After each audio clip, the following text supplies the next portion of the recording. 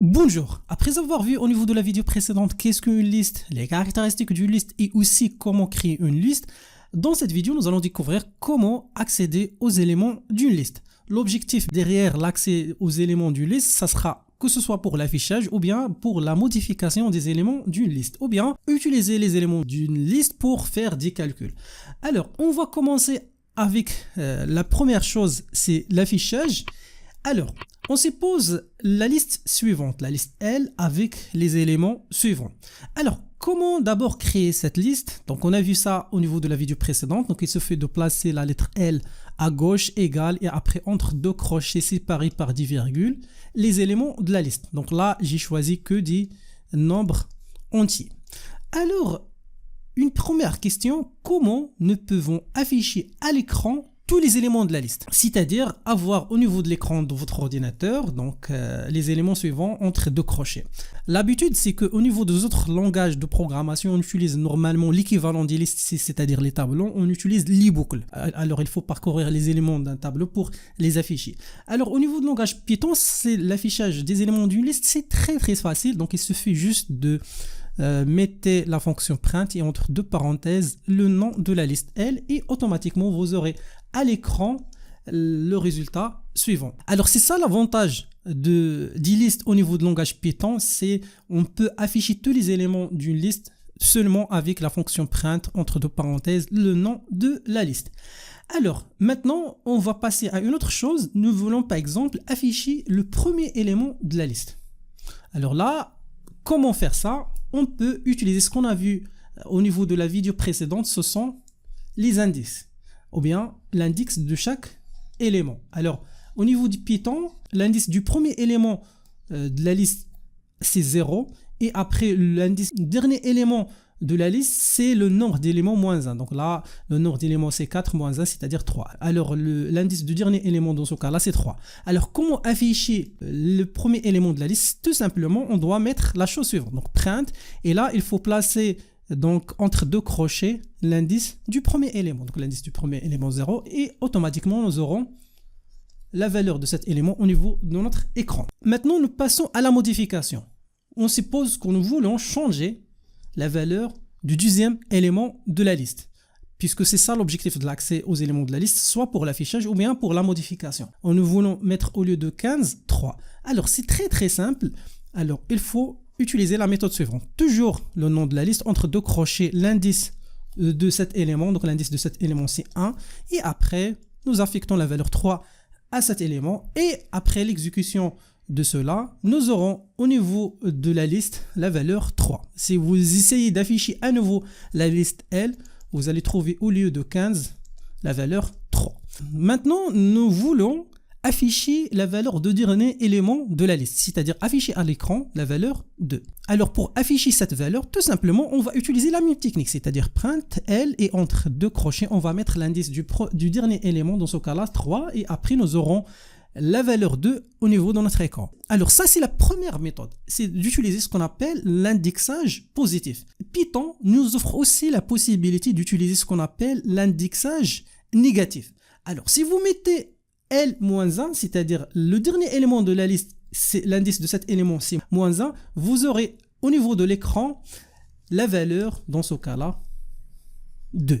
Avec Python, nous pouvons utiliser l'indexage positif et aussi l'indexage négatif. L'indexage positif commence à partir du premier élément de la liste, l'indexage négatif commence à partir du dernier élément de la liste. Donc il faut là faire attention puisque le dernier élément aura l'indice moins 1. Après l'avant-dernier élément c'est moins 2, moins 3 jusqu'à moins 4 et après si vous avez d'autres éléments moins 5, moins 6, ainsi de suite.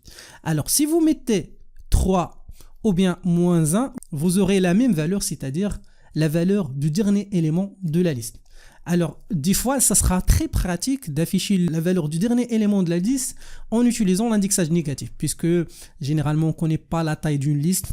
Donc là, ça c'est une des caractéristiques du langage Python, c'est que la taille de la liste change. Alors si vous êtes en train d'afficher ou bien de travailler sur les derniers éléments de la liste, ça sera mieux d'utiliser l'indexage négatif et vous aurez automatiquement la valeur du dernier élément. Alors voilà, donc puis si vous voulez, donc quelle est la valeur de cette instruction print L1 et L-2. Donc L1, on utilise l'indexage positif, c'est-à-dire la valeur 3. Et -2, on utilise l'indexage négatif, c'est-à-dire -6. Alors là, on est en train d'afficher le deuxième élément de la liste et l'avant-dernier élément de la liste. Et là, vous aurez les valeurs 3 et -7 au niveau de votre écran. Pour aller plus loin, donc vous pouvez aller à votre PyCharm et essayer de tester avec d'autres listes, que ce soit l'indexage positif et négatif. Pour résumer tout ce que nous avons vu jusqu'à maintenant, avec Python, bien sûr, nous pouvons accéder aux éléments d'une liste, que ce soit pour l'affichage ou bien pour la modification.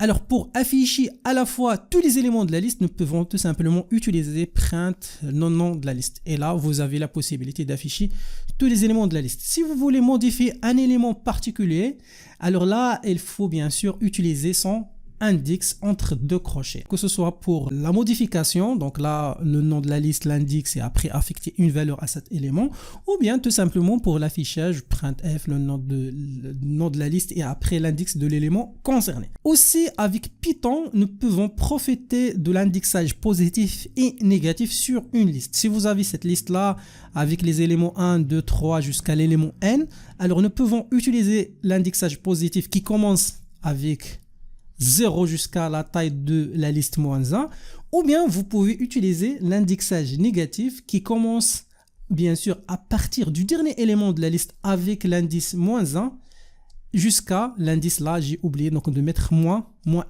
Voilà, alors maintenant pour bien comprendre tout cela, nous allons travailler sur un exercice très simple. L'objectif sera d'écrire un programme qui permet d'abord de créer une liste nommée lettres dont les éléments sont les lettres de la langue française. Ensuite, en utilisant les éléments de cette liste-là, le programme affichera votre nom et votre prénom. Pour mon cas, si j'exécute le programme, j'aurai mon nom affiché à l'écran. Alors, je vais passer à PyCharm pour écrire les instructions de ce programme. Alors, la première chose, c'est la création de la liste. Donc, lettres, donc ça, c'est le nom de la liste, ou bien lettre avec S. Et après, il faut mettre entre deux crochets les noms ou bien les éléments de la liste. Donc, la première lettre, c'est A, virgule, la deuxième élément, c'est B. Pour faciliter votre tâche, vous trouverez déjà dans la description de cette vidéo le fichier Python qui contiendra la liste. Alors, il faut juste le télécharger et commencer votre travail. Maintenant, l'étape suivante, c'est l'utilisation, dans ce cas-là, de la fonction printf avec donc les éléments de la liste pour afficher mon nom. Alors là, on commence. Alors là, donc le premier caractère, c'est E. Donc là, essayez d'abord d'afficher, donc pour voir bien sûr les éléments de la liste, donc print lettre, et là vous aurez donc les éléments de la liste comme ça. Alors la première chose, donc je vais commencer, donc le premier élément c'est 0, deuxième 1, 2, 3, 4. Donc là, alors là on commence printf lettre, dans ce cas-là, entre deux crochets 4. Après virgule, donc le deuxième élément, là je vais mettre dans ce cas-là lettre et je vais chercher L. Alors là 11. Donc voilà, donc on a EL, mais on a un petit problème là, c'est de l'espace. Alors pour régler ce problème là, on utilise le paramètre séparation. SEP de la fonction print et on met rien entre les deux guillemets ou bien tout simplement deux apostrophes et on met rien et là après l'exécution voilà les deux lettres sont collées. Après vous allez continuer à votre travail. Donc pour introduire de l'espace dans ce cas là, j'ai mis au niveau du dernier élément de la liste après Z l'espace. Donc là il suffit juste de mettre lettre et voilà j'ai mis dans ce cas-là, le dernier élément, c'est-à-dire 26.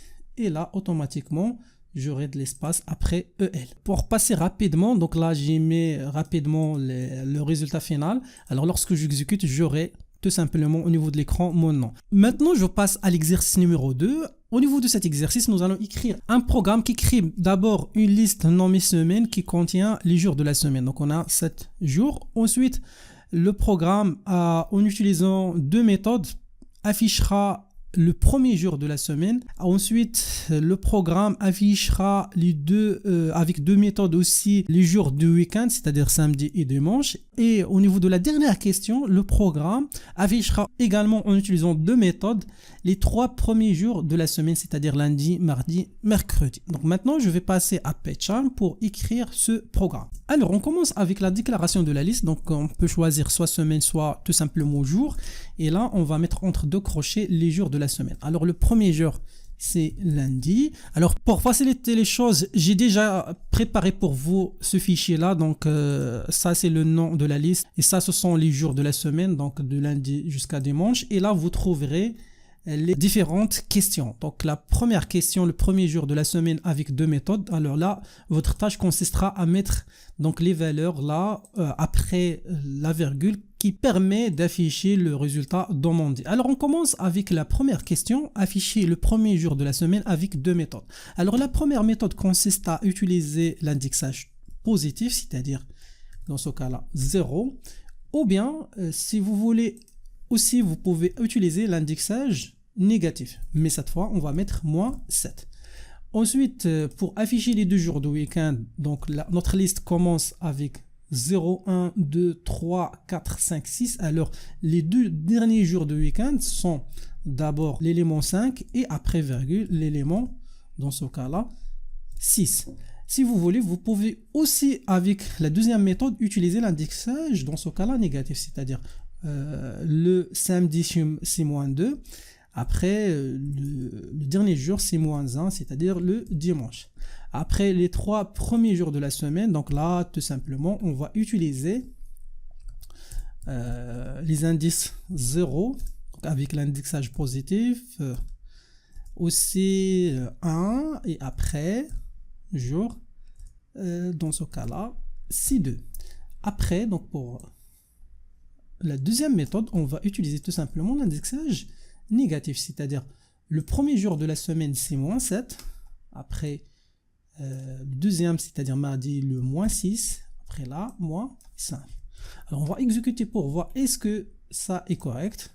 Voilà, donc là c'est le premier jour de la semaine, c'est lundi avec deux méthodes, dimanche et samedi le week-end, les trois premiers jours de la semaine avec deux méthodes également. Et voilà, donc ça c'est la solution de cet exercice. Au niveau de l'exercice suivant, nous allons écrire un programme qui demande à l'utilisateur de saisir un nombre positif.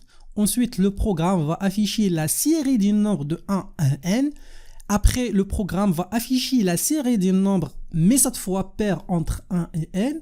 La dernière question, on doit afficher la série des nombres impair entre 1 et n. Donc, l'objectif final de ce programme-là, c'est tout simplement, on demande à l'utilisateur de saisir un nombre, dans ce cas-là, il va saisir 7, et le programme va afficher à l'utilisateur les résultats suivants. D'abord, une liste des valeurs de 1 à 7, après une liste du nombre pair entre 1 et 7, et finalement une liste des nombres impairs entre 1 et 7. Donc là, désolé, ça c'est une erreur, donc normalement jusqu'à 7.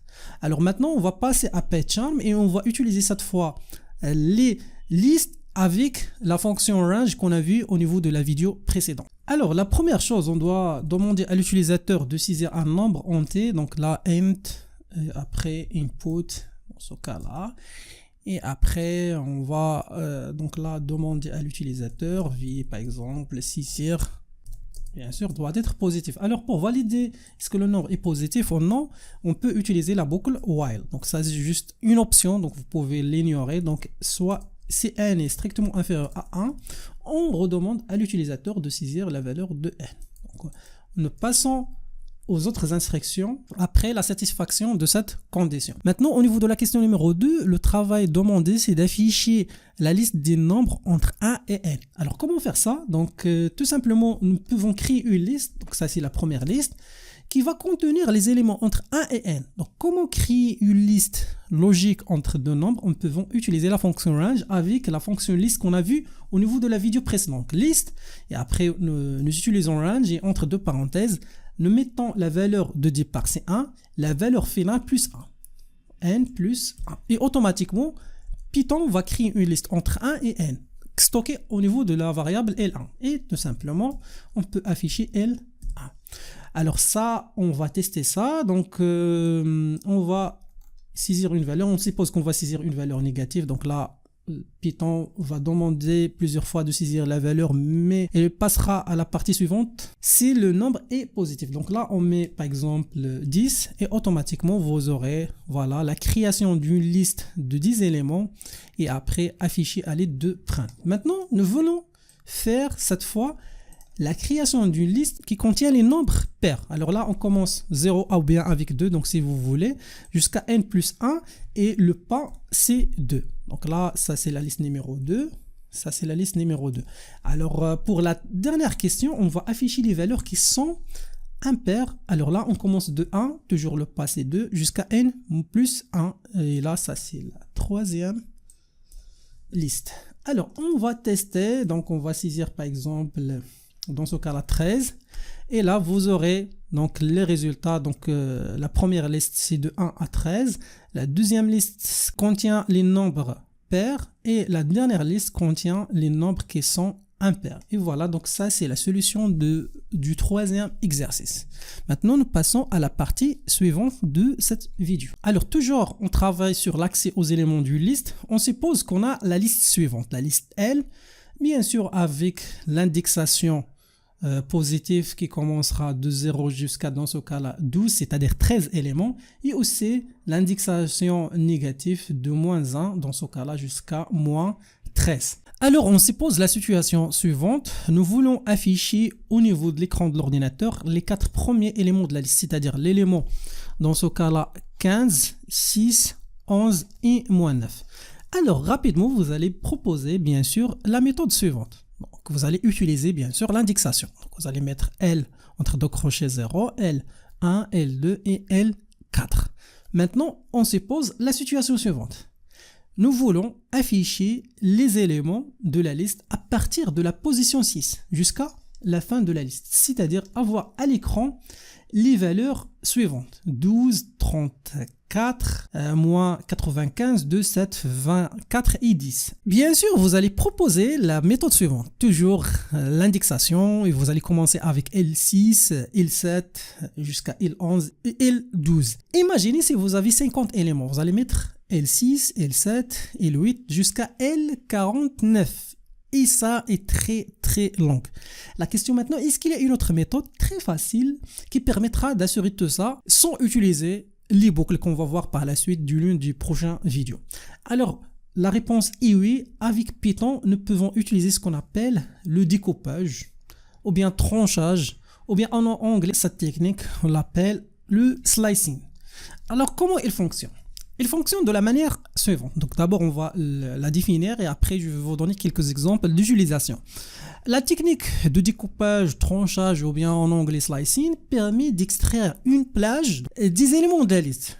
Là bien sûr il faut spécifier ces éléments-là au moment de l'utilisation de cette technique. Alors la syntaxe est très simple. On met le nom de la liste, L, P ou bien votre liste. Après, vous mettez l'indice de départ ou bien l'indice de début et là, vous mettez les 2 points. Après, l'indice final et là aussi 2 points et après le pas.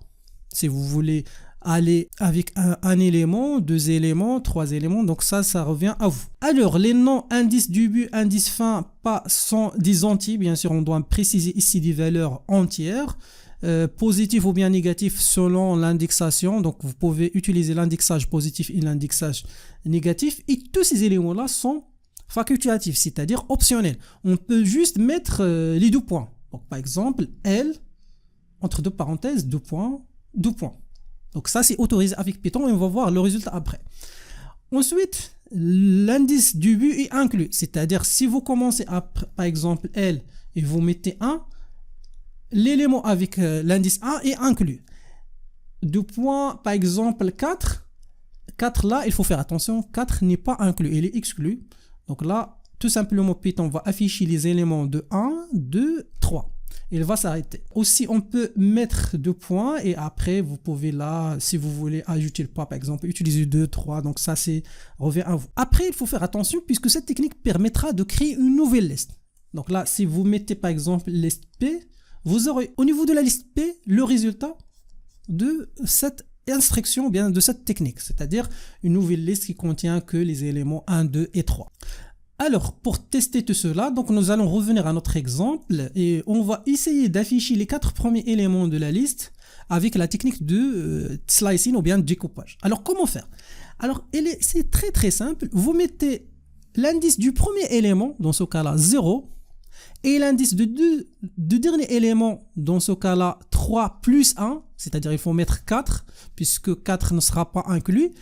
Et après, automatiquement, Python va créer une nouvelle liste qui contient les éléments 15, 6, 11 et moins 9. Et là, lorsque vous essayez d'afficher ça, donc à la différence avec la première méthode, là, nous aurons une liste. Donc ça, c'est la différence entre l'indexation et la méthode de découpage. Alors ça, c'est la première méthode. Vous pouvez aussi utiliser une deuxième méthode là. Donc par défaut, Python ou bien la technique de slicing commence avec 0, donc ça c'est la valeur par défaut. Si vous mettez juste 2.4, alors Python va comprendre que vous êtes en train de créer une nouvelle liste ou bien d'utiliser le découpage pour afficher ou bien pour créer une liste qui contient les éléments 0, 1, 2, 3. Donc ça c'est optionnel. Mais pour avoir un code un peu visible, donc essayez d'utiliser donc l'indice du par et l'indice final. Alors ça c'est pour afficher les 4 premiers éléments. Si nous voulons afficher les éléments à partir de l'indice 6 jusqu'à la fin, alors ça c'est la méthode avec l'indexation. Alors nous pouvons utiliser l'index de départ c'est 6. L'index final, c'est 12. On va mettre 2 points, mais il faut faire attention. Là, on va mettre 13. Si vous mettez 13, 14 au niveau de la méthode de slicing, ça ne pose pas de problème. Vous ne générez pas d'erreur. Mais si vous mettez ça avec la technique d'indexation normale, vous mettez par exemple L, dans ce cas-là 13, il va générer une erreur. Avec le découpage, ça ne pose pas de problème. Alors là, on va mettre le premier élément qui est situé à la position 6. Donc là, c'est l'élément 22. Et le dernier élément dans ce cas-là, c'est 10 qui sera affiché à l'aide de cette technique de la méthode suivante. Alors, est-ce qu'il y a une autre méthode? Oui, donc nous pouvons utiliser la technique suivante. Si vous mettez juste 6, 2 points et vous laissez ça vide, alors Python va vous comprendre et va vous afficher les éléments à partir de la position numéro 6 jusqu'à la fin de la liste. Donc, soit ça, soit cela. Alors ça, c'est une solution avec l'indexage positif. Vous pouvez aussi utiliser l'indexage négatif. Comment ça? Alors, l'indice du premier élément, dans ce cas-là, c'est moins 1. Le dernier élément, c'est moins 7. Mais là, il va afficher la liste dans l'ordre décroissant. Et le pas, là, donc il faut préciser le pas. Donc le pas, c'est moins 1. Donc moins 1, moins 2, ainsi de suite. Alors, si vous mettez par exemple l'indexage négatif, donc vous aurez au niveau de votre écran, donc à partir de l'indice numéro moins 1, le dernier élément jusqu'à moins 8. Donc là, il faut faire attention. Donc il faut mettre moins 7 plus moins 1. Donc ce qui va donner moins 8. Donc puisque moins 8 ne sera pas inclus dans la liste. Et après le pas, là, on revient vers l'arrière. Donc c'est-à-dire on passe dans le sens contraire. Alors là, il faut mettre moins 1. Et comme ça, vous aurez ce résultat-là. Donc, il y a une autre proposition, c'est d'utiliser print.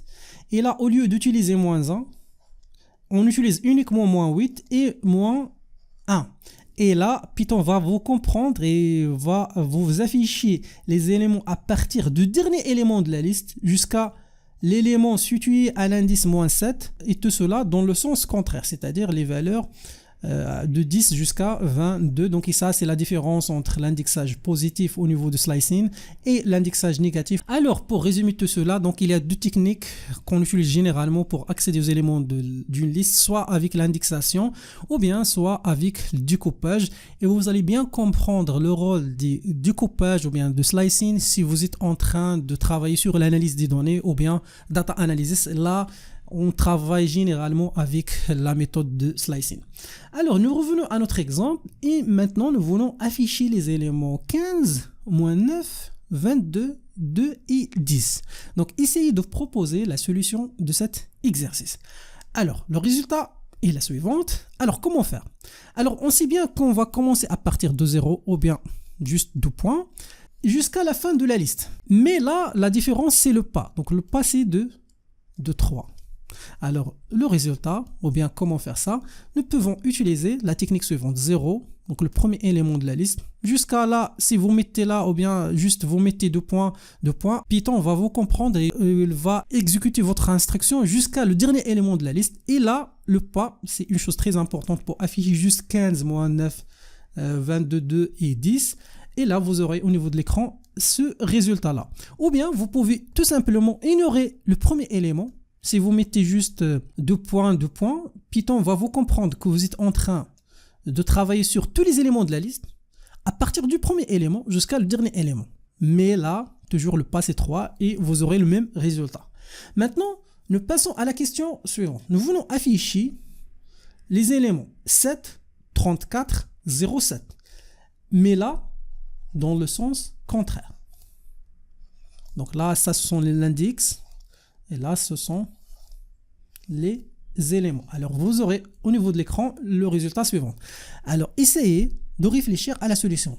Alors, pour moi, je vais vous donner la solution. Donc, on commence d'abord avec moins 3. Donc, ça, c'est l'indice de départ. L'indice final, vous pouvez juste mettre 2 points, ou bien mettre moins 13. Mais le pas dans ce cas-là, c'est 3. Alors, le résultat, c'est moins 3. Là, j'ai laissé les choses vides entre les 2 points pour exécuter la technique jusqu'à le premier élément de la liste, puisqu'on travaille dans le sens contraire avec l'indexage négatif. Et là, on a un pas négatif de moins 3 et automatiquement, vous aurez au niveau de votre écran le résultat suivant. Donc, essayez de tester avec PyCharm pour vérifier les résultats que je viens de citer. Maintenant, on passe à la situation suivante. Nous voulons afficher tous les éléments de la liste, mais dans le sens contraire. C'est-à-dire dans l'ordre inverse, c'est-à-dire 10, 24, 7, 2, 6, 15. Alors, essayez de réfléchir et proposer une solution. Alors, pour moi, je vais vous donner la solution. Si vous mettez print entre deux parenthèses L,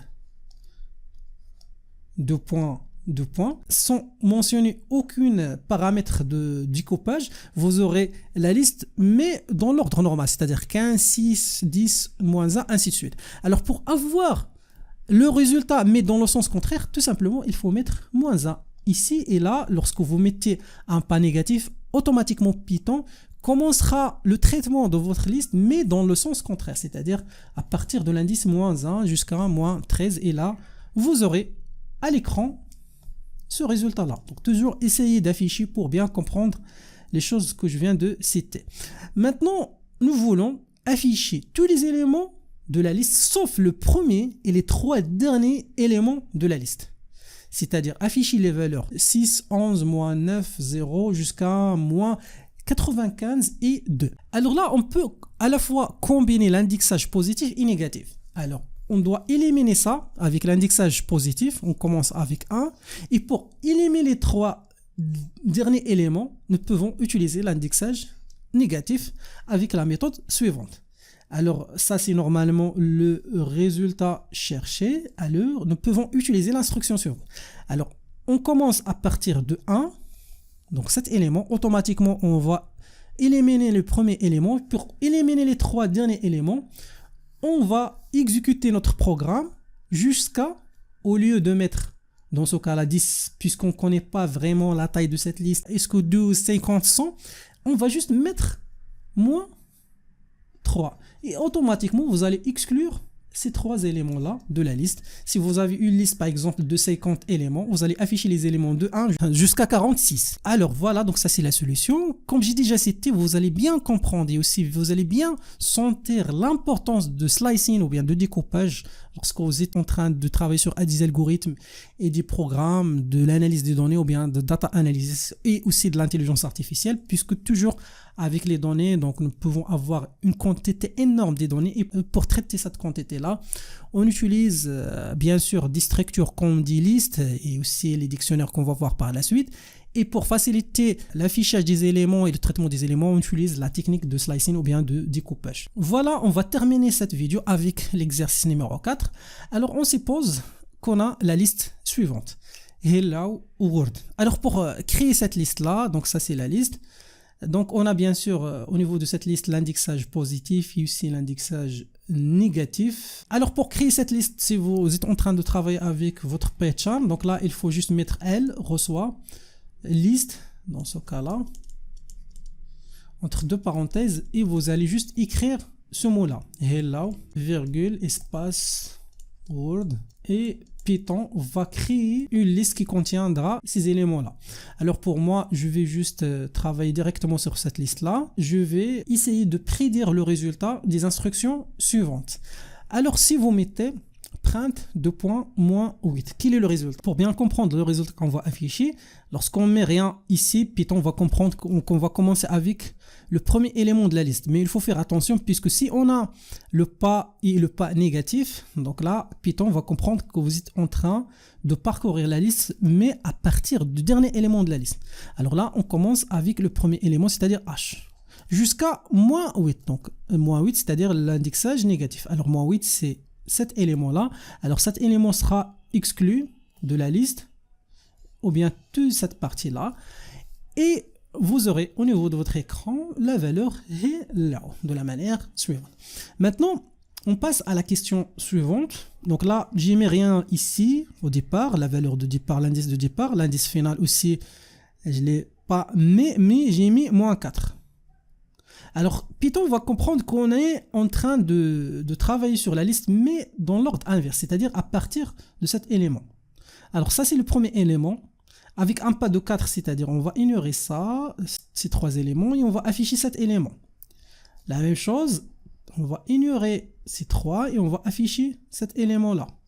On va ignorer ces trois, on va afficher cet élément-là, et après vous aurez au niveau de votre écran le résultat suivant, point d'exclamation, OOH. On passe maintenant à l'instruction suivante. On a là le pas, c'est positif, c'est-à-dire on commence à partir du premier élément. Alors là, on commence avec l'élément -12, c'est-à-dire cet élément-là. Donc on peut combiner à la fois l'indexage positif et négatif au niveau de la technique de slicing. -12, c'est-à-dire cet élément, jusqu'à l'élément 6 du tableau, donc c'est-à-dire cet élément, mais cet élément sera exclu. Mais avec un pas de 2, c'est-à-dire E, L et la virgule. Et vous aurez ce résultat au niveau de votre écran. L'instruction suivante. Alors là, on a le pas positif, c'est-à-dire on va commencer à partir du premier élément de la liste, c'est-à-dire cet élément, dans ce sens-là.